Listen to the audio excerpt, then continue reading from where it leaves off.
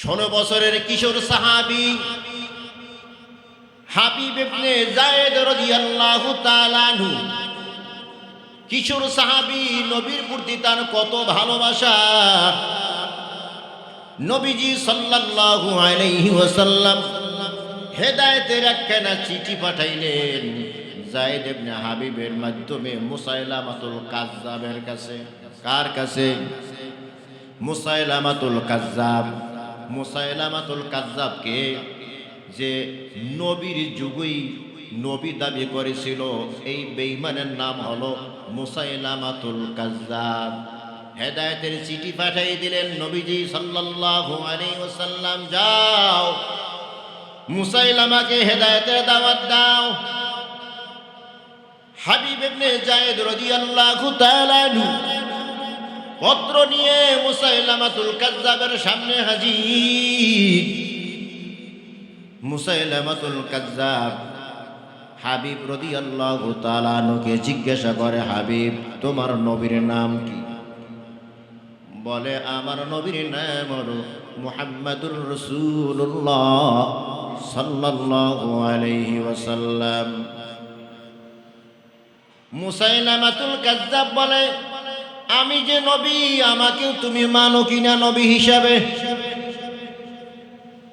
মুসাইলামাতুল কাজ্জাব যখন বলে আমি নবী, আমাকে তুমি নবী হিসাবে মানো কিনা? হাবিব রাদিয়াল্লাহু তাআলা আনহু বলে, আমি আপনার কথা বুঝি না, আমি কানে শুনি না। সুবহানাল্লাহ। মানি না সরাসরি বলে নাই, একটু ঘোরাইয়া বলছে, আপনার কথা আমি বুঝি না, আমি কানে শুনি না। চাপ প্রয়োগ করা হলো, বলো আমি নবী। নাউজুবিল্লাহ। হাবিব রাদিয়াল্লাহু তাআলা আনহু বলে, আপনার কথা আমি বুঝি না। ক্ষিপ্ত হলো, জল্লাদকে ডাকা হলো, একে শায়েস্তা করো। শায়েস্তা করবা যে মর্মান্তিক ভাবে তাকে শায়েস্তা করবা, ইতিহাসে যেন এটা স্মরণীয় হয়ে থাকে। বেঈমানরা ওই কায়দায় কিন্তু মুসলমানদেরকে এখন শায়েস্তা করে। কিভাবে শায়েস্তা করবা?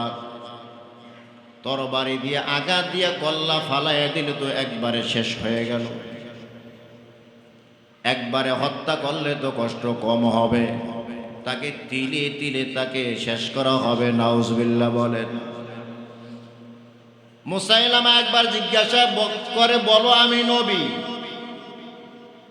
হাবিব রাদিয়াল্লাহু তাআলা আনহু বলে, আমি আপনার কথা শুনি না, বুঝি না। ইঙ্গিত দেওয়া হলো, জল্লাদ তার একটা হাত কেটে ফেলল। আবার জিজ্ঞাসা করা হলো, বলো আমি নবী কিনা? হাবিব রাদিয়াল্লাহু তাআলা আনহু মাত্র 16 বছর বয়স, তার ঈমান কত বড়। আবার তার বাম হাতটা কেটে ফেলা হলো। আবার জিজ্ঞাসা করা হলো, বলো আমি নবী কিনা? ওই একই আওয়াজ, আমি আপনার কথা বুঝি না। ডান পাটা কেটে ফেলা হলো। আবার প্রশ্ন করা হলো, বলো আমি নবী কিনা? বলে, আপনার কথা বুঝি না। বাম পা কেটে ফেলা হলো। এরপরে আবার প্রশ্ন করে, কিন্তু নবী বলে স্বীকার করে না। শরীরের গোস্ত কাটা শুরু হয়েছে। এভাবে 3.5 হাত দেখো সব গোস্তগুলো কেটে কেটে জমিনের ভিতরে জমা করলো। গরুর গোস্ত কেটে কেটে যেমন আমরা জমিনের ভিতরে জমা করে রাখি, হাবিব রাদিয়াল্লাহু তাআলা আনহুর সমস্ত গোস্তগুলো শরীর থেকে কেটে কেটে জমা করে রাখা হলো। অন্তিম মুহূর্তে জিজ্ঞাসা করা, হাবিব, এখনো তুমি বলো চিকিৎসা করা হবে, ভালো হয়ে যাইবা, আমি নবী কিনা? বলে, না না, নবী তো একজন, আখিরি জমানার নবী মুহাম্মাদুর রাসূলুল্লাহ সাল্লাল্লাহু আলাইহি ওয়াসাল্লাম। এভাবে মর্মান্তিকভাবে শাহাদত বরণ করলেন হযরত হাবিব রাদিয়াল্লাহু তাআলা আনহু। জীবন দিয়েছেন হাসি মুখে। এরপরও মুসাইলামাকে নবী স্বীকার করেন নাই, কারণ নবীর প্রতি তার ভালোবাসা এত ছিল। ওই ওই ভালোবাসার সামনে এত কষ্ট তার তুচ্ছ মনে হয়েছিল। আমাদের তো নবীর প্রতি ভালোবাসা নাই, আমাদের ভালোবাসা হলো মুখের ভালোবাসা। আমাদের ভালোবাসা হলো বিরিয়ানি, খিচুড়ি আর জিলাপির ভালোবাসা। কথা কয় না? নবীর সব আদর্শ ভালো লাগবে কখন? যখন নবীর প্রতি আমার ভালোবাসা 16 আনা থাকবে। কত আনা? আমাদের তো 4 আনাও নাই। 16 আনা ভালোবাসা যখন থাকবে তখন নবীর সব আদর্শ আমাদের ভালো লাগবে। আর নবীর প্রতি 16 আনা যদি ভালোবাসা আনতে গায়, নবীর প্রতি বেশি বেশি দুরূদ পড়া দরকার আছে কি নাই? সাল্লাল্লাহু আলাইহি ওয়াসাল্লাম, সাল্লাল্লাহু আলাইহি ওয়াসাল্লাম। হাঁটতেছি বলবো সাল্লাল্লাহু আলাইহি ওয়াসাল্লাম, বসে আছি বলবো সাল্লাল্লাহু আলাইহি ওয়াসাল্লাম। সম্ভব হইলে অন্তত 5 ওয়াক্ত নামাজের পর 100 বার করে পড়ব সাল্লাল্লাহু আলাইহি ওয়াসাল্লাম। একবার পড়লে যদি এত ফজিলত হয়, যদি আমি 100 বার পড়ি তাহলে আমার ফজিলত কত হবে? বেশি না কম? আল্লাহ তৌফিক দান করুন। তৃতীয় সিঁড়িতে যখন পা রাখলেন, জিবরাইল আমিন বলেন, বাউদা মান আদরাকা আবাওয়াইহিল কিবরা আও আহাদুহুমা ফালাম ইউদখিলাহুল জান্নাহ। বলতু আমিন। ওগো নবীজি,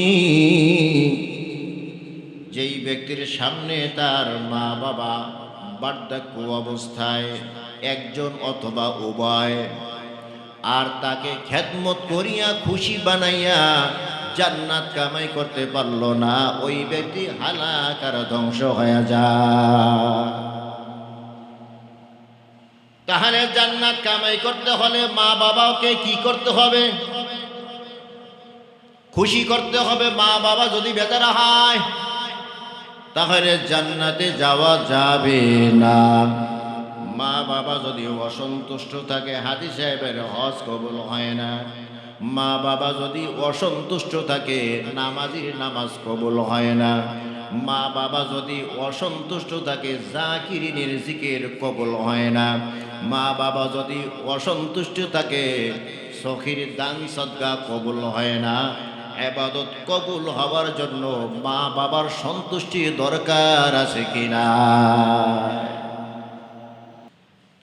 দুনিয়ার ভিতরে সবচেয়ে বড় পাওয়া হলো আল্লাহর কাছে ক্ষমা পাওয়া। কি বলছি? দুনিয়ার ভিতরে সবচেয়ে বড় পাওয়া হলো আল্লাহর কাছে ক্ষমা পাওয়া। আমি দুনিয়ায় সব কিছু পেলাম, একেবারে গাড়ি বাড়ি, ব্যবসা বাণিজ্য, কলকারখানা, মিল ফ্যাক্টরি সব কিছু পাইলাম, কিন্তু আল্লাহর কাছে আমি ক্ষমা পেলাম না, তাহলে আমি কিছুই পাইনি। কারণ এগুলো তো সব আমার দুনিয়াতেই থেকে যাবে, সাথে তো যাবে না। যাবে? যাবে না। তাহলে সবচেয়ে বড় পাওয়া ক্ষমা পাওয়া। সবচেয়ে বড় পাওয়া ক্ষমা পাওয়া। এই ক্ষমার দশক চলতেছে। ক্ষমা পাওয়ার জন্য একটা ওসিলা হলো, নবীজি বলেছেন, ক্বালা রাসূলুল্লাহি সাল্লাল্লাহু আলাইহি ওয়াসাল্লাম, মান গফারা গুফিরা লাহু। যে ক্ষমা করে দেয় সে ক্ষমা পায়। যে ক্ষমা করে দেয় সে ক্ষমা পায়। আমাদের ভিতরে ক্ষমা করে দেওয়ার প্রবণতা খুব কম। আমরা প্রতিশোধ নিতে বড় পটু। বুঝি নাই মনে হয়? আমরা প্রতিশোধ নিতে বড় পটু, কিন্তু আমরা ক্ষমা করতে জানি না। এটা নবীর আদর্শ না, নবীজির উম্মতের আদর্শও হতে পারে না। ক্ষমা করে দিতে হবে। একজনের কাছ থেকে কষ্ট পেয়েছি, তাকে আমি মাফ করে দিলাম। লাভ কি হবে? আল্লাহ পাক আমাকে মাফ করবেন। ক্ষমা পাওয়ার সবচেয়ে বড় একটা উসিলা যে আমি আমার ভাইকে আমি মাফ করে দিলাম, আল্লাহ পাক আমাকে মাফ করে দিলেন। তাহলে আমি বড়টা পেলাম না ছোটটা পেলাম? আমি সবচেয়ে বড়টা পেলাম। তো ক্ষমা করার প্রবণতা আমাদের ভিতরে আনতে হবে। মানুষের দোষ গোপন রাখার প্রবণতা আমাদের ভিতরে আনতে হবে। আমাদের স্বভাব হলো কারো দোষ যদি গোপন থাকে এটাকে আমরা প্রকাশ করে দিই, এটা আমাদের স্বভাব। কারো দোষ যদি গোপনে থাকে আমরা এটা কি করে দিই? প্রকাশ করে দিই, এটা আমাদের স্বভাব। কিন্তু আমাদের উচিত ছিল কারো দোষ গোপনে রাখা, কারো দোষ গোপনে রাখা। লাভ কি হবে? যে আমি যদি মান সাতারা মুসলিমান সাতারাল্লাহু ইয়াউমাল কিয়ামা, কোন মুমিন ভাইয়ের দোষ যদি আমি গোপনে রাখি, কিয়ামতের দিন আল্লাহ তাআলা আমার দোষ গোপনে রাখবে। আমার দোষের তো অভাব নাই, হ্যাঁ? আমার গুনাহের অভাব আছে? অভাব নাই। কত গুনাহ যে করছি। তা আমি যদি আমার কোনো ভাইয়ের দোষ গোপন রাখি, কিয়ামতের ময়দানে কোটি কোটি মানুষের সামনে আল্লাহ তাআলা আমার গুনাহের উপরে, আমার দোষের উপরে পর্দা লাগাই দিবেন। এগুলো শুধু সুবহানাল্লাহ বলার জন্য না, এগুলা নিজের আমলে ফিট করা। কি করা? নিজের আমলে ফিট করা।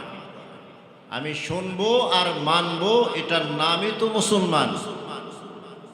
আর শুনলাম অমান্য করলাম, এটার নাম বেঈমান। বেঈমানদের স্বভাব হলো ওরা শোনে মানে না। আর মুসলমানের স্বভাব হলো কোরআন হাদিসের কথা শুনে, ইসলামের কথা শুনে সাথে সাথে মেনে নেয়। এটা মুসলমানের গুণ। গুণ আমার ভিতরে আনতে হবে। তো আমি আমার ভাইয়ের দোষ গোপন রাখব, ফলে আল্লাহ তাআলা আমার দোষ গোপন রাখবেন। মান গফারা গফিরা লাহু, যে ক্ষমা করে দেয় সে ক্ষমা পায়। এজন্য আজকে থেকে আমাদের নিয়ত, কারো কাছ থেকে কষ্ট পেলে আমরা তাকে ক্ষমা করে দেব ইনশাআল্লাহ। কারো দোষ প্রকাশ হতে চাইলে আমি তার দোষকে গোপন করে দেব ইনশাআল্লাহ। তাহলে লাভ কি আমার, নাকি যার দোষ গোপন রাখলাম তার? আরে তার লাভ হোক আর না হোক এটা পরের কথা, আগে আমার লাভ হইল। এ লাভ আমরা চাই না ইনশাআল্লাহ। ক্ষমার দশক চলতেছে, এই আমলগুলো করতে পারলে তাহলে আল্লাহ তাআলা আমাদেরকে ক্ষমা করে দিবেন। অযথা সময় নষ্ট না করে, অযথা সময়। রোজা রাখে শুধু ওই ভোর রাতে উঠে আর সেহারি খায়, এরপরে কিসের ইবাদত বন্দেগী, কিসের নামাজ রোজা? অনেকে আছে রোজা রেখে নামাজও পড়ে না, এমন মুসলমানও আছে। এক ऐसा মুসলমান রোজা রেখে নামাজ পড়ে না।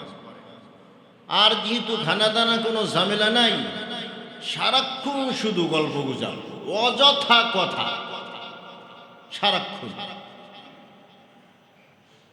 আমি তো মাঝে মাঝে বলি, আপনারা আসলে কষ্ট পান, যে প্রত্যেকটা চায়ের দোকান এখন মিনি সংসদ ভবন। প্রত্যেকটা চায়ের দোকান মিনি সংসদ ভবন, সব আলোচনা হয় এখানে। তো এইটা আগে বেশি ভালো বুঝি নাই, এখন ভালো বুঝি। তার কারণ এখন সংসদ ভবন আমার কানের সামনে, একেবারে আমার রুমের সামনেই সংসদ ভবন। রাত 1টা পর্যন্ত চলে এই সংসদ, সকালে শুরু হয় আর 1টা পর্যন্ত চলে। অযথা কথা, একটাও কাজের কথা। কি দরকার আছে আমার অযথা কথা বলা? প্রত্যেকটা কথা তো রেকর্ড হয়, প্রত্যেকটা কথা রেকর্ড হয়। কিয়ামতের দিন রেকর্ড ছেড়ে দেওয়া হবে। ভিডিও হয়, কিয়ামতের দিন ভিডিও ছেড়ে দেওয়া হবে যে সময় নষ্ট করলা কেন, এ অযথা সময় নষ্ট করার জন্য তোমাকে তো আমি দুনিয়াতে পাঠাইনি। এই জন্য সময়কে মূল্যায়ন করবে ইনশাআল্লাহ। গত জুমায় বলেছিলাম নবীজি সাল্লাল্লাহু আলাইহি ওয়াসাল্লাম মেম্বার উপরে দাঁড়িয়ে বললেন আমিন। কেন আমিন বললেন? জিবরাইল আলাইহিস সালাম এসে বলে, খুব মনোযোগ, কত বড় কথা। জিবরাইল আলাইহিস সালাম এসে বলে, ইয়া রাসূলুল্লাহ সাল্লাল্লাহু আলাইহি ওয়াসাল্লাম, যে ব্যক্তি রমজান মাস পেল আর তার গুনাহ মাফ করাইতে পারল না, সে ধ্বংস আর হালাক হয়ে যায়। আপনি আমিন বলেন। রাসূল বলেন আল্লাহুম্মা। তাহলে বদদুয়া কার?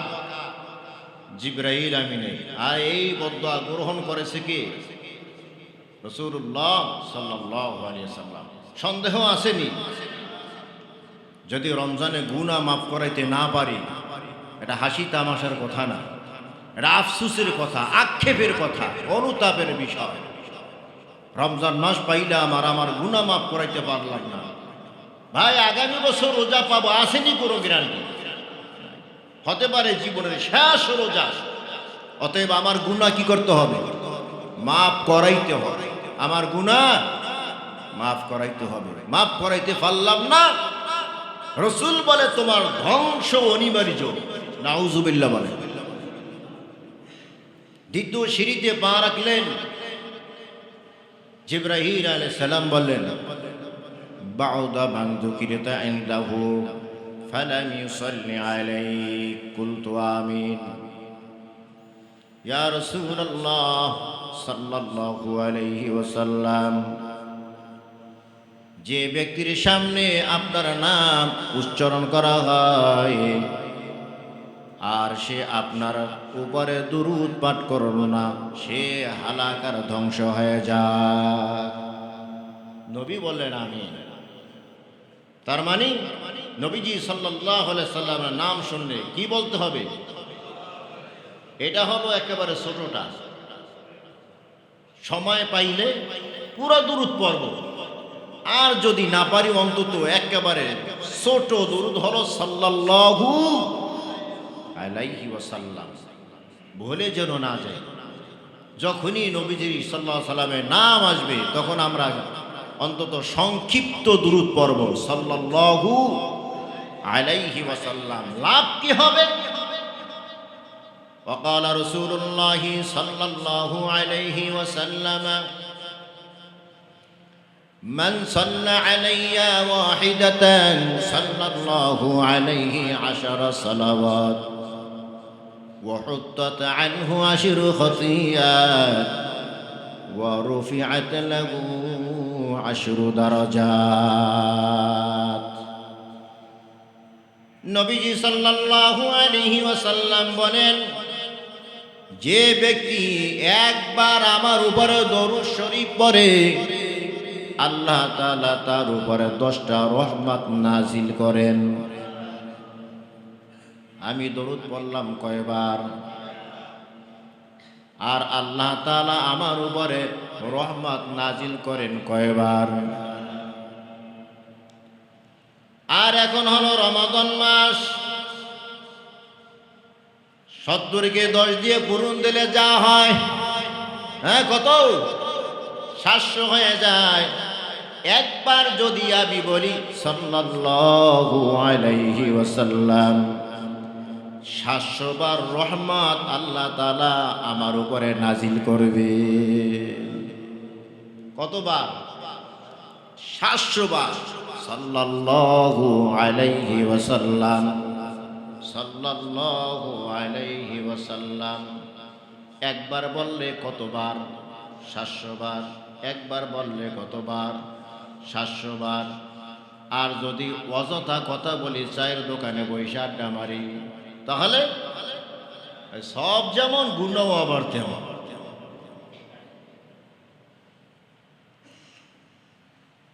নবীজি বলেন, একবার যদি আমার উপরে দরুদ পড়ে কতবার?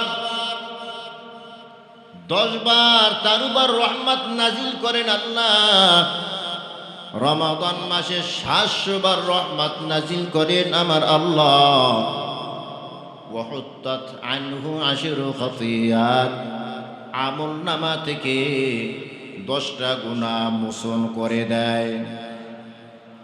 আর রমজান মাসে যদি একবার দুরূদ শরীফ পড়ি, আমল নামা থেকে 700 গুনাহ মুছে যায়। ওয়ারুফিআত লাহু 10 দারাজাত, দুরূদ শরীফ পাঠ করার আগে আমার মর্যাদা, আমার স্থান যেখানে ছিল, দুরূদ শরীফ পড়ার কারণে সেখান থেকে 10টা স্তর উন্নীত হয়েছে। রমাদানে 700 স্তর উন্নীত হয়েছে। সুবহানাল্লাহ। মর্যাদা বাড়াইতে চাই না আমরা? হ্যাঁ, করতে কি তো যে যেখানে আছি ওখান থেকে আরেকটু পরে, আরেকটু পরে, আরেকটু পরে, নাকি বলেন? দুনিয়ার যত পদ আছে, নিচের পদে কেউ থাকতে চায় না। পেয়নও বলে যে আমি যদি কেরানি হইতে পারতাম, কেরানি বলে যদি আমি যদি কোনো মতো অফিসার হইতে পারতাম, অফিসার বলে আমার যদি র্যাঙ্ক আর একটু বাড়তো।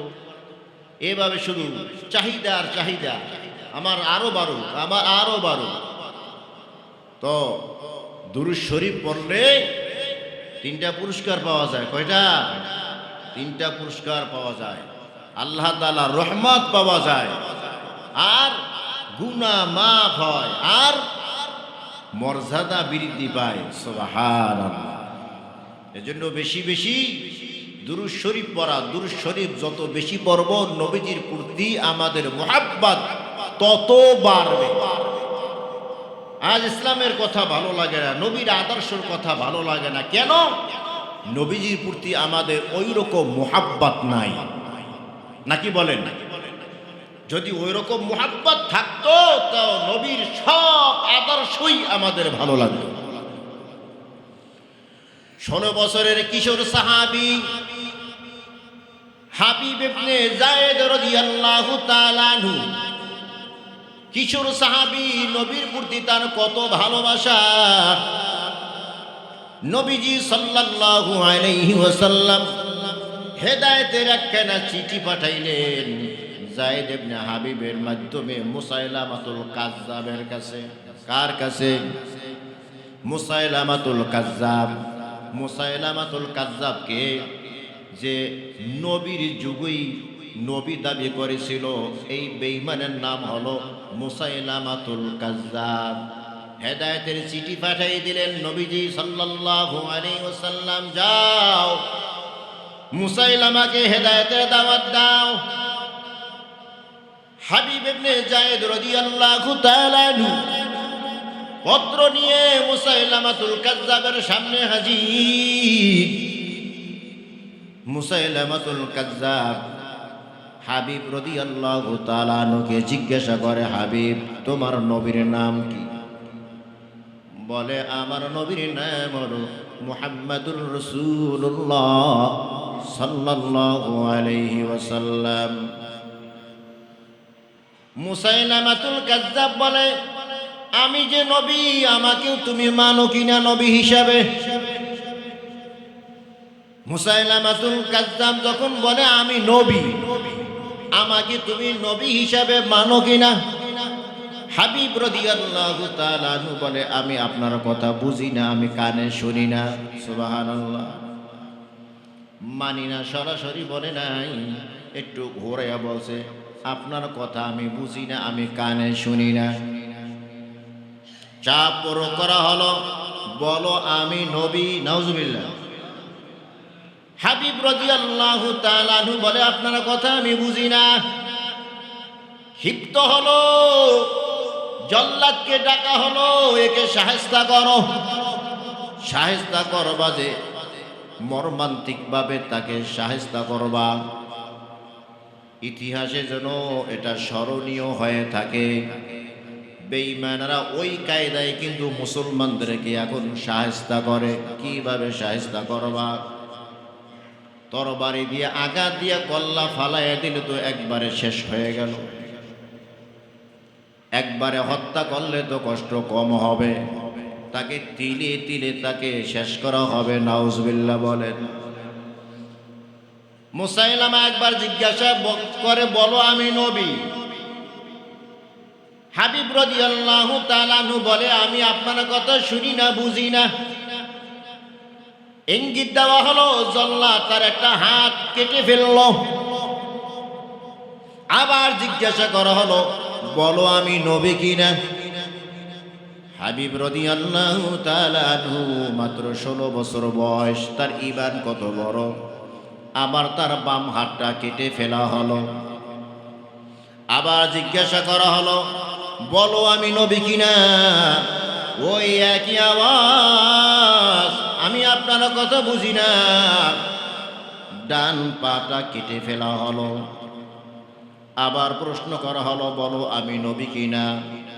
বলে আপনার কথা বুঝি না। বাম পা কেটে ফেলা হলো। এরপরে আবার প্রশ্ন করে, কিন্তু নবী বলে স্বীকার করে না। শরীরের গোস্ত কাটা শুরু হয়েছে। এভাবে 3.5 হাত থেকে সব গোস্তগুলো কেটে কেটে জমিনের ভিতরে জমা করলো।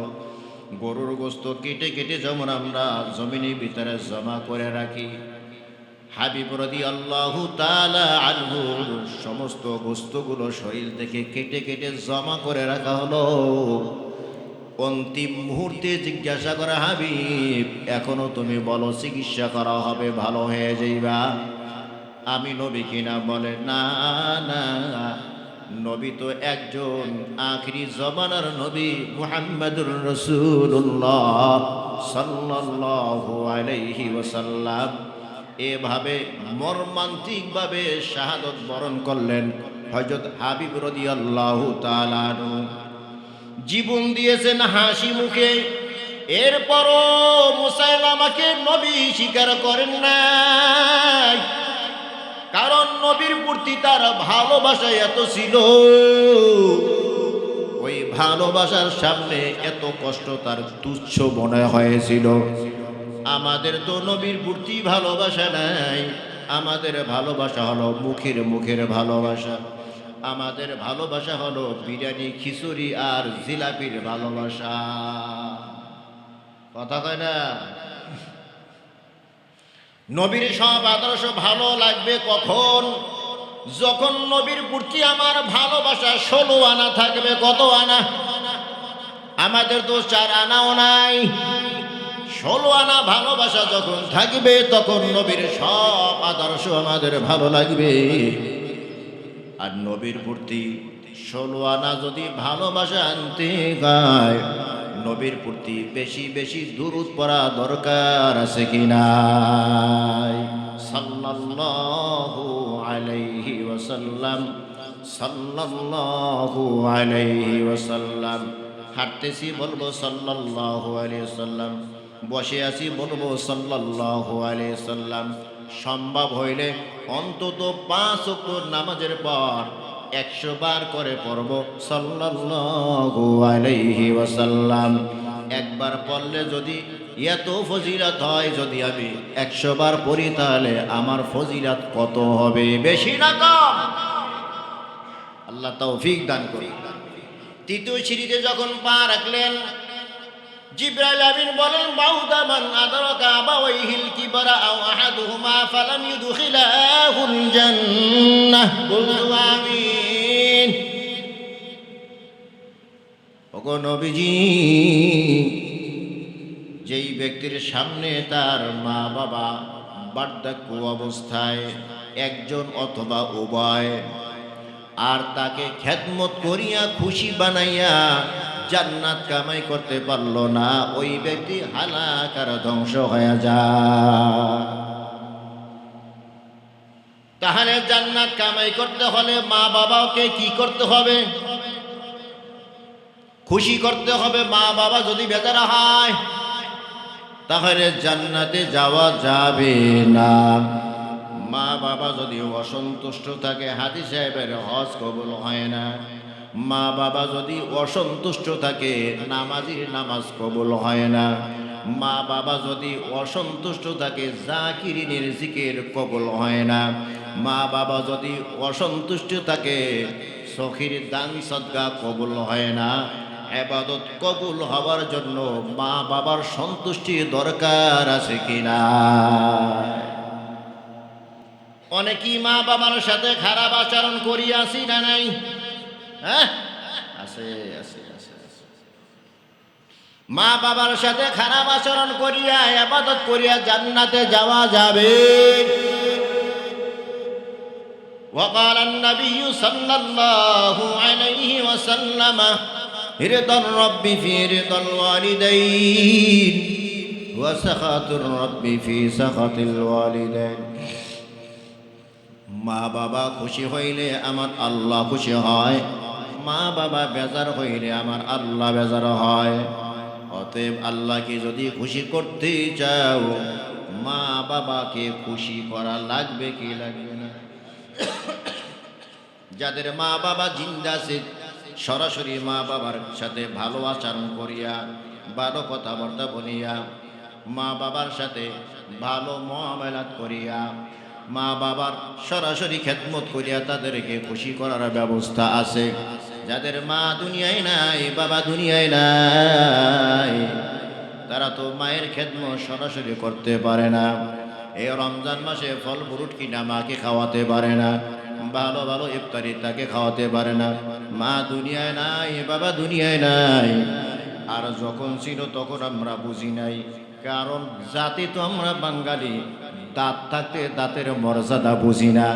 যখন দাঁত ভালো থাকে পাথর কামড়ানো শুরু করি, আর যখন দাঁত নড়ে যায় তখন পাথর তো দূরের কথা, নরমাল জিনিস দেখলেও তখন ভয় হয়। তো মা বাবার সাথে যদি খারাপ আচরণ করিয়েই থাকি, মরার আগে মাপ চাইতে পারি নাই, মাপ নেওয়ার কোনো সুযোগও হয় নাই। ওই অসন্তুষ্ট নিয়াই মা দুনিয়া হতে বিদায় হয়েছে, বাবা দুনিয়া হতে বিদায় হয়েছে। ও যুবক, যদি এখন তুমি খুশি করতে চাও, মায়ের নামে দান সদকা করো, কোরআন শরীফ খতম করো।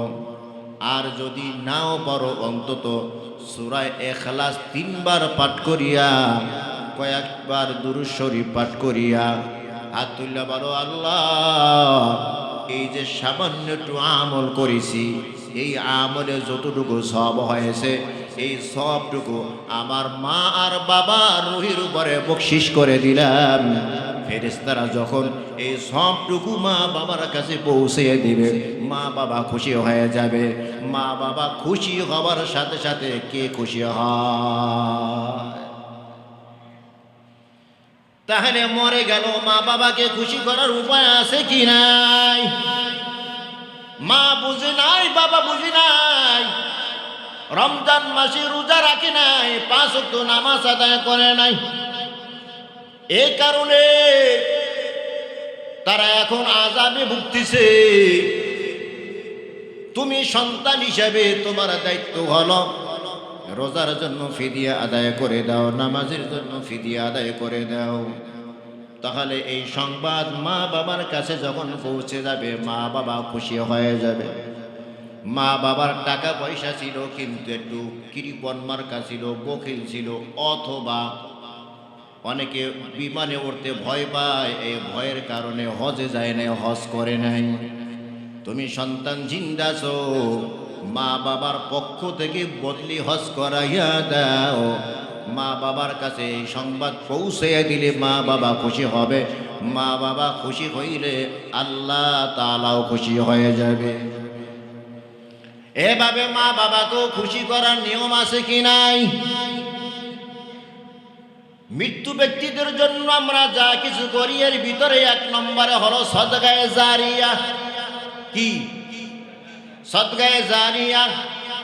ওই সদকা যেটা চলমান থাকে, মসজিদ মাদ্রাসা, এখানে ইবাদত বন্দেগী চলমান থাকে, সদকায়ে জারিয়া করা। 2 নম্বরে হলো গরিব মিসকিনকে নগদ কিছু টাকা পয়সা দিয়ে দেওয়া। 3 নম্বরে হলো গরিব মিসকিনকে কিছু খাবার কিনে দেওয়া। 4 নম্বরে হলো গরিব মিসকিনের জন্য রান্না করে ডেকে এনে তাদেরকে খাওয়াইয়া দেওয়া।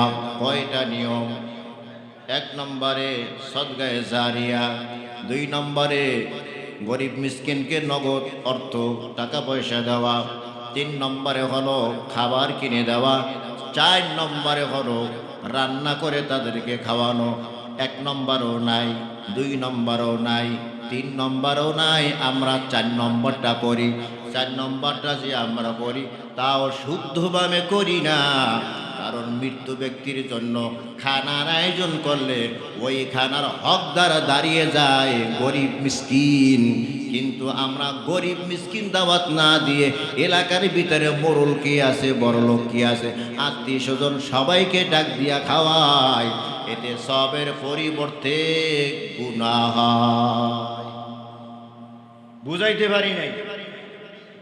বুঝিনি সবাই? খেয়াল রাখবেন, আমল করবেন। ক্ষমার দশক, ক্ষমা পাওয়ার জন্য আর একটা সুবর্ণ সুযোগ হলো ইতিকাফ। ইতিকাফ শব্দের অর্থ হলো অবস্থান করা। কি করা? অবস্থান করা। স্ত্রী, ছেলে মেয়ে, মা বাবা, আত্মীয় স্বজন, ব্যবসা বাণিজ্য, চাকরি, সব কিছু থেকে বিচ্ছিন্ন হয়ে আল্লাহ ধ্যানে, আল্লাহ তাআলার সন্তুষ্টের উদ্দেশ্যে নির্জন জায়গায় বসে থাকা, এটার নাম হলো ইতিকাফ। কি? ইতিকাফ। আর এর বিপরীতে আর একটা আছে হোতাকাফ। কি আছে? হোতাকাফ। হোতাকাফে বসে বসে দুনিয়ার সব করে, ব্যবসা বাণিজ্য সব ঠিক রাখে, কথাবার্তা বলে, বিবি মসজিদের সামনে আসলেও কয়, ছেলে মেয়ে আসলেও কয়, সব ঠিক রাখে। হে ইতিকাফে বসে না হোতাকাফে? কারণ আপনি তো সব বিচ্ছিন্ন করে দিছেন। কি করে দিছি? বিচ্ছিন্ন করে আমি আল্লাহর পথে এসে গেছি, অনশন করতেছি। কি করতেছি? অনশন বোঝেন? প্রধানমন্ত্রীর বাসার সামনে গিয়া, রাষ্ট্রপতির বাসার সামনে গিয়া কি করে? অনশন করে, দাবি আদায় করার জন্য। আমার এত দফা দাবি নিয়ে আসছি, যতক্ষণ পর্যন্ত মানা না হবে এখান থেকে যাব না। আমিও তো দাবি নিয়ে আসছি, আল্লাহ আমি গুনাহগার, গুনার বোঝা নিয়ে আসছি, যতক্ষণ পর্যন্ত মাপ না হবে আমি এই দরবার ছেড়ে যাব না। এইটাই ইতিকাফ। ইতিকাফ হলো 3 প্রকার। এক হলো ওয়াজিব, 2 নম্বরে সুন্নাতে মুআক্কাদা আলাল কিফায়া, 3 নম্বরে নফল বা মুস্তাহাব। 1 নম্বরে হলো ওয়াজিব ইতিকাফ। ওয়াজিব ইতিকাফ হলো মান্যতের ইতিকাফ। আল্লাহ আমার এই কাজটা যদি হয় তাহলে আমি 5 দিন, 10 দিন, 2 দিন, 1 দিন ইতিকাফ করব। এই যে মান্যত করলো, এটা হলো ওয়াজিব। যখন এই ওয়াজিব মান্যত পুরা করবে তখন তাকে রোজাও রাখতে হবে, শর্ত। 2 নম্বরে হলো সুন্নতে মুআক্কাদা আলাল কিফায়া, রমাদান মাসের শেষ দশকে ইতিকাফ করা, এটা হলো সুন্নতে মুআক্কাদা আলাল কিফায়া। এলাকায় যারা বসবাস করে সবার উপরে ইতিকাফ করা সুন্নাত। হ্যাঁ, যদি সবার পক্ষ থেকে একজন বসে যায় তাহলে সবার পক্ষ থেকে আদায় হয়ে যাবে, এটা হলো সুন্নতে মুআক্কাদা আলাল কিফায়া। আর 3 নম্বরে হলো মুস্তাহাব। মুস্তাহাব ইতিকাফের জন্য সময় নির্ধারিত নাই, রোজাও রাখা লাগে না, যখন ইচ্ছা তখনই করতে পারে। সুবর্ণ সুযোগ হইল যখনই আজান হয়ে যায় আমরা বাসা থেকে নিয়াত করে আসব যে আমি ইতিকাফের নিয়তে মসজিদে যাইতেছি, নামাজ আদায় করব। নামাজও আদায় করা হলো, ইতিকাফের সওয়াব পাইলাম। যতক্ষণ মসজিদে থাকবো দুনিয়াবি কোনো কথাবার্তা বলবো না, তাহলে আমার নামাজও আদায় হলো, ইতিকাফের সওয়াবও পাইলাম। ইতিকাফের সওয়াব কি? নবীজি বলে একদিন ইতিকাফ করলে 2টা হজ, 2টা উমরার সওয়াব আমল নামায় দেওয়া হয়। একদিন ইতিকাফ করলে 3 খন্দক জাহান্নাম তার থেকে দূরে সরে যায়। 1 খন্দক হলো 500 বছরের রাস্তা, আর 3 খন্দক হলো 1500 বছরের রাস্তা। একদিন যদি ইতিকাফ করা হয় আমার থেকে জাহান্নাম 1500 বছরের রাস্তা দূরে সরে গেল, তার মানে আমি জান্নাতের কাছে চলে গেলাম।